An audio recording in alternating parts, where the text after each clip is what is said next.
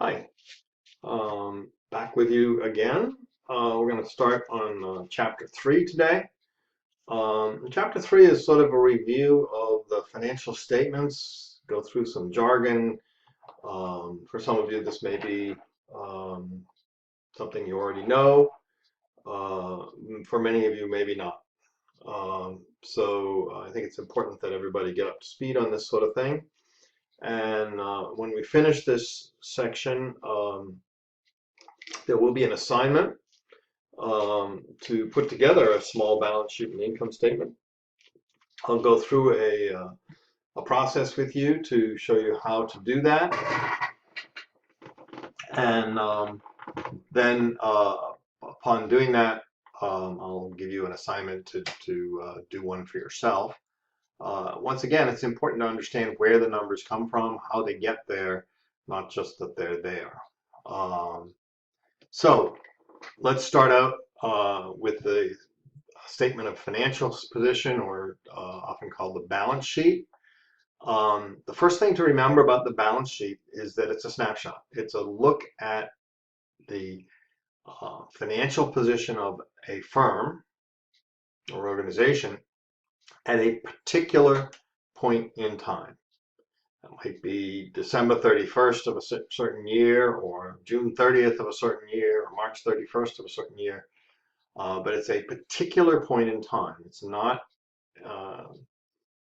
2 days before or 2 days after. It's exactly at that point in time. The equation for the balance sheet is assets are equal to liabilities plus the owner's share, which is called stockholders' equity. If this was a nonprofit, it would be assets are equal to liabilities plus net assets. So the difference between assets minus liabilities gives you net assets. Where you don't have ownership, like in a nonprofit, you have an account called net assets, which is the difference between assets and liabilities. So assets, things I own that have value. Liabilities, things that I owe to people outside the organization. And stockholders' equity is essentially the difference between those two. Assets minus liabilities equals stockholders' equity. That's the owner's share of the assets after they've paid the liabilities to outsiders. So you can restate the statement or the equation to say assets minus liabilities equals stockholders' equity. And sometimes that's an easier way to think about it. Everything I own minus everything I owe gives me equity, which is the net worth of the book value of the firm, or the net worth of the firm. It's the owner's share. Firms often have interim accounting periods, monthly, usually for internal information only. Quarterly are required for any publicly traded company, so there's always quarterly reports, and then annual. Those are the standard timing for financial statements with data dashboards that exist out there today. Sometimes there's weekly or even daily financial statements available to at least insiders info. So here's a very simple balance sheet. You've already looked at or are looking at with your assignment this week. You're looking at real balance sheets for a real company. This is a simple balance sheet, but it's the same as what you're going to look at. There may be more accounts, the words may be more complex, but the concept is the same and the accounts are really the same. So if we look at this financial statement, we have cash, which is in this case $12,000. So that's the cash on hand on December 31st, 2012 for the company MMA Sportswear, a fictitious company, obviously. Second item here, accounts receivable. That's due to us from people that we've sold goods to. That's the definition of a receivable. Accounts receivable arise when we sell goods to someone and get paid later. So we have $8,000 due to us from our customers For goods that we've sold, we've already recorded the sale, and those amounts are due to us. The third item there, prepaid expenses. Those are things that we've paid for, but we haven't used yet. So we may have paid our insurance for the year of 2013, but we paid it in 2012, and that would be prepaid. We haven't used the insurance yet, but we've already paid for it, so we won't have to pay for it in 2013, so it shows up as an asset called a prepaid expense.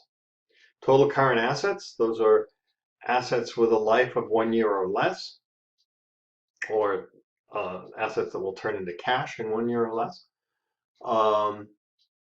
$25,000. Property, plant, and equipment.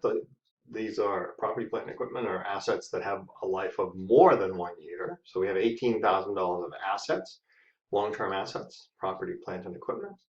And those assets have been, some of those assets have been depreciated, or the cost has been spread over their useful life. So we're not all purchased in 2012.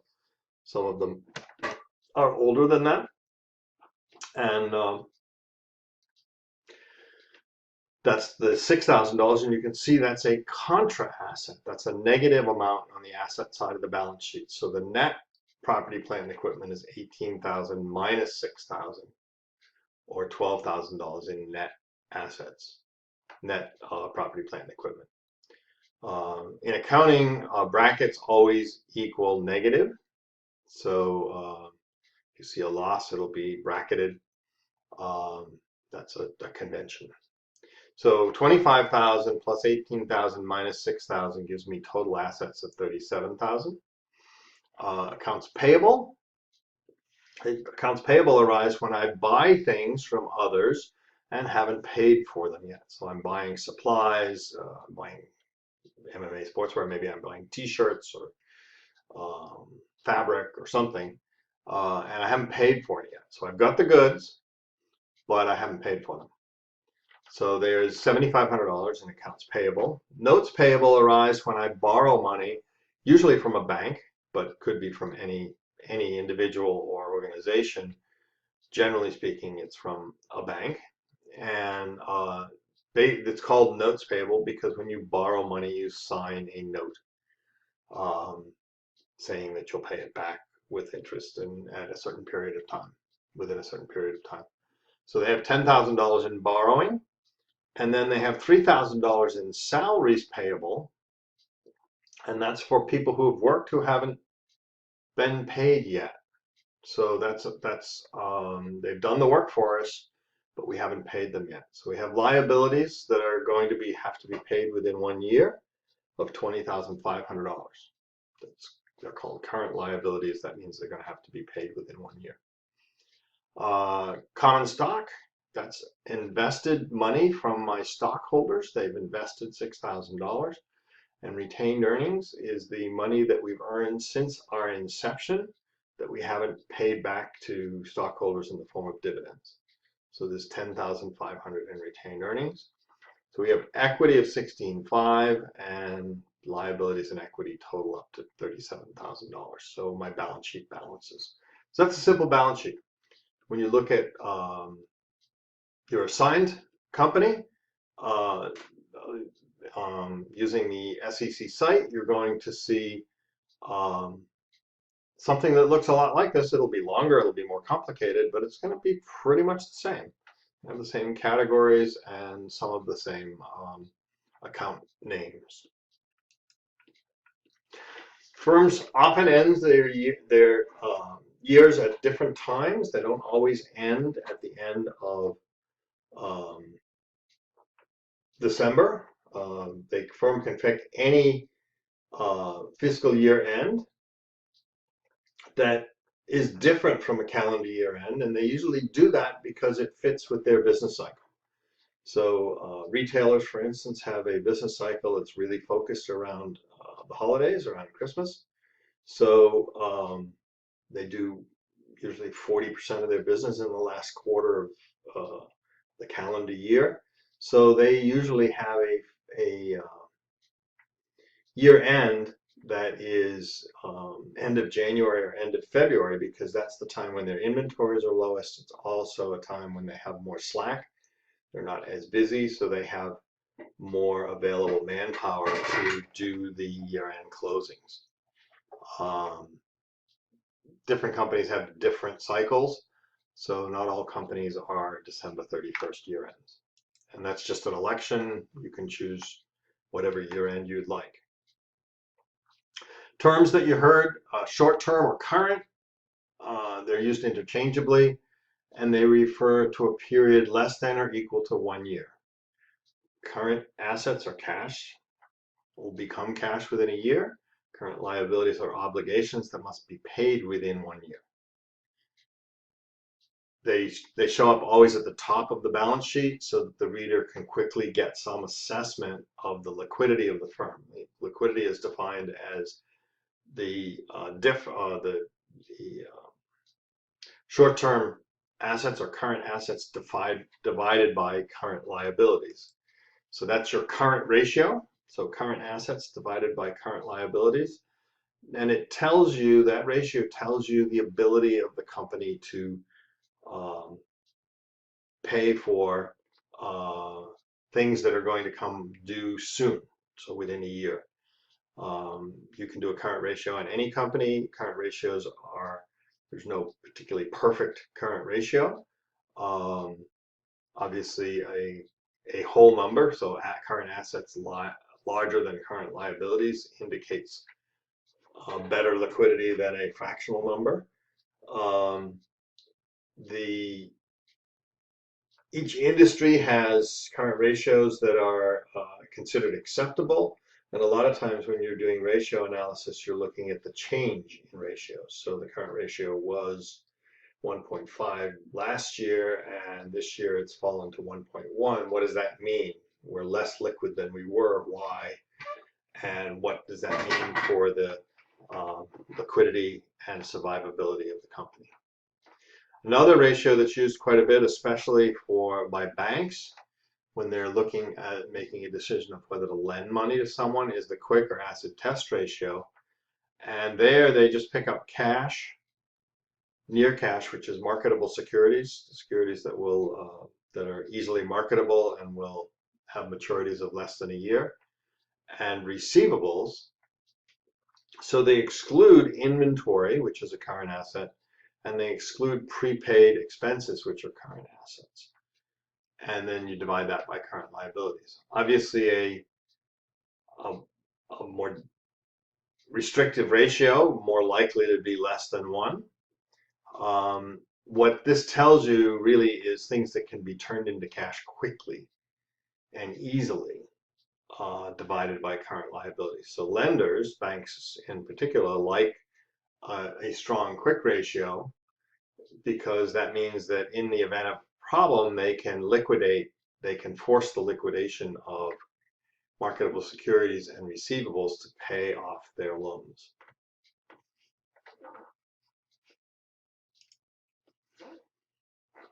So, sorry for that.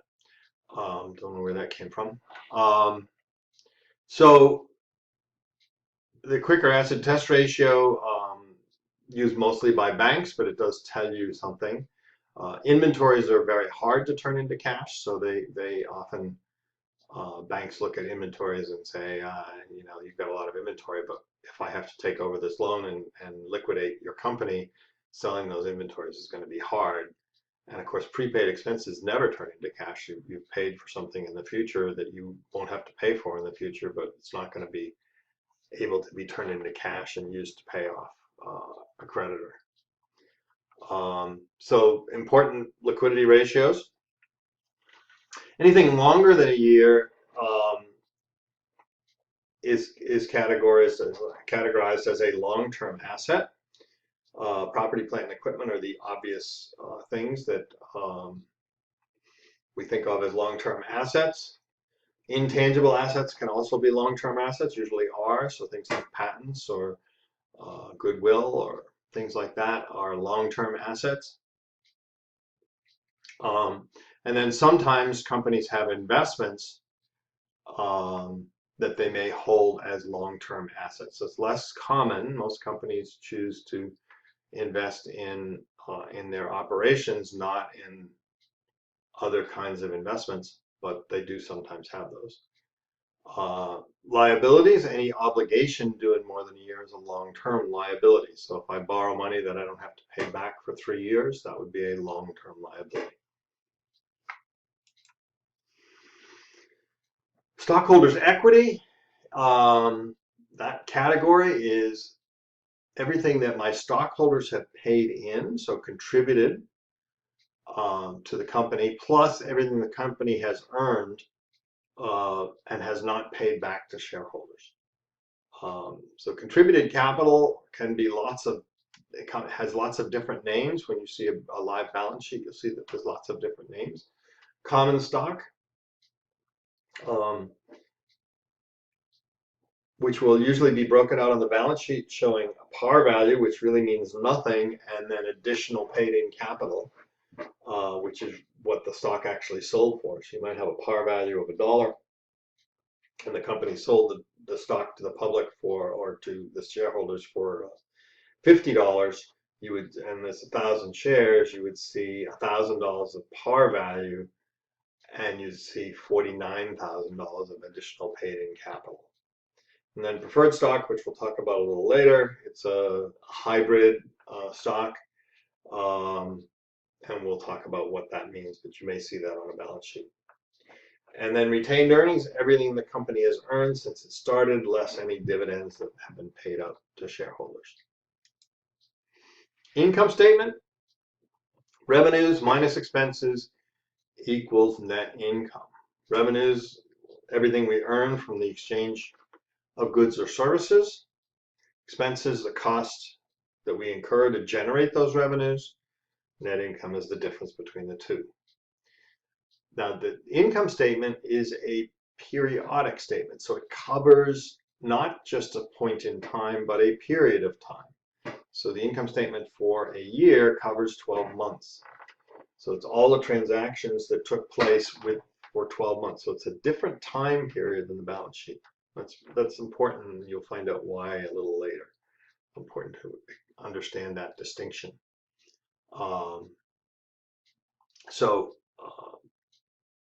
Income statement, period of time, might be a month, might be a quarter of a year, might be a year, and balance sheet, snapshot, point in time. So here's a sample income statement, also for MMA. And here I've showed you 2 years for the years ended 2012 and 2011. So here it says for the years ended, whereas the balance sheet, if we go back to the balance sheet, it says as of December 31st, 2012. So this covers for the whole year, whereas the balance sheet just covers a point in time. So here you see sales. I think we all know what sales are. That's a revenue generation. The next thing is cost of goods sold. So this is a company that's selling things. So their cost of goods sold is $12,000. That's the cost of the items that they've actually sold. And then gross profit, the difference between sales and cost of goods sold, $23,000. So that's the money they made on, so they paid $10 for a t-shirt and they sold it for $20. They made a $10 gross profit. Here they've made a gross profit of $23,000 in 2012 and $22,000 in 2011. They paid out wages of $9,000 in 2012, paid for advertising, paid for rent, paid for utilities. They recorded depreciation, so they had some assets, and they allocated the cost of those assets over their useful life. So there was $1,200 of long-term assets that were recorded as having contributed to the income for this period. And they also paid some interest on their loans. So they had total SG&A, which is selling, general, and administrative expense, of $19,700, and they showed an income of $3,300. The prior year, they showed an income of $1,800. So that's a simple balance sheet. Once again, when you do your homework for this week, you'll be looking at a live income statement, and hopefully this will help you understand sort of what's there. There'll be a lot more on it. It'll be more complicated, but it has the same information.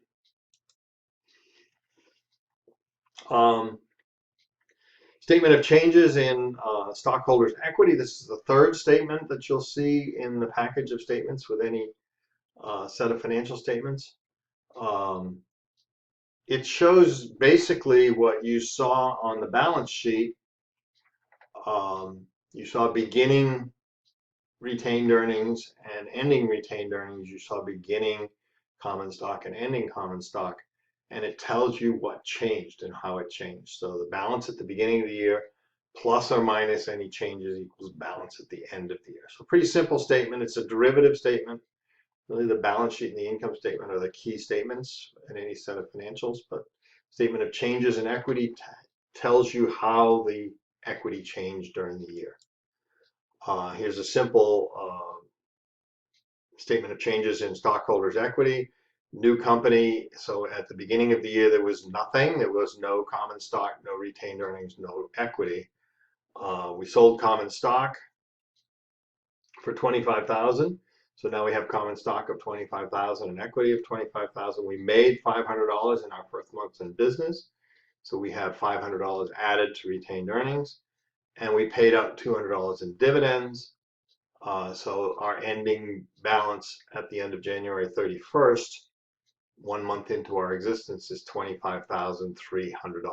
So $25,000 in common stock, $300 in retained earnings, and $25,300. Your balance sheet will show the $25,300, but this shows you the stuff that happened to get it from 0 to $25,300. Statement of cash flow is a very important statement, also derivative from the balance sheet and the income statement, but it shows cash inflows and outflows, where the cash resources come from and how they're used. It's really valuable for the reader of the financial statements. An experienced accountant can look at a balance sheet and an income statement and figure out what the cash flows are. But for the less experienced reader of the financial statements, this is a very, very powerful statement. It tells you where the money's coming from and where it's going. Tells you about viability, tells you about liquidity, and it breaks the information down into operating, investing, and financing categories. So here's a sample, very simple cash flow statement. The cash flow statement you're going to see in the live one you're looking at will be a lot more complicated than this. But so cash flows from operations. This is the business of the company. It's called Coffin Corporation, so I guess maybe they make coffins. I'm not sure. So cash flows from operating activities. We collected $19,000 in cash from customers. We paid suppliers $8,000 in cash. We paid employees $3,000 in cash. So we have net cash from operations of $8,000. So positive generation of cash from operations. We spent $6,000 in buying new equipment. So that's a use of cash. So net cash used for investing activities, and investing activities are purchase of long-term assets by definition. So that's $6,000 used there. And then cash flows from financing activities. We borrowed from creditors. We issued some new stock. We paid some dividends. So we had a positive cash from financing. So this is money coming from or going to the outsiders of $1,000. So our cash went up $8,000, down $6,000, so that's a $2,000 positive plus a $1,000 positive. Cash increase for the year $3,000. At the beginning of the year we had $1,000, and at the end we have $4,000. So it tells us where the money came from and where it went. Really important long-term that companies generate flows from operations, positive cash flows from operations, because if you don't generate cash flows from operations, positive cash flows from operations, you really can't pay back the people who are providing you with resources. So either your creditors or your investors will get paid back from your positive cash flows from operations. So it's important to look at that.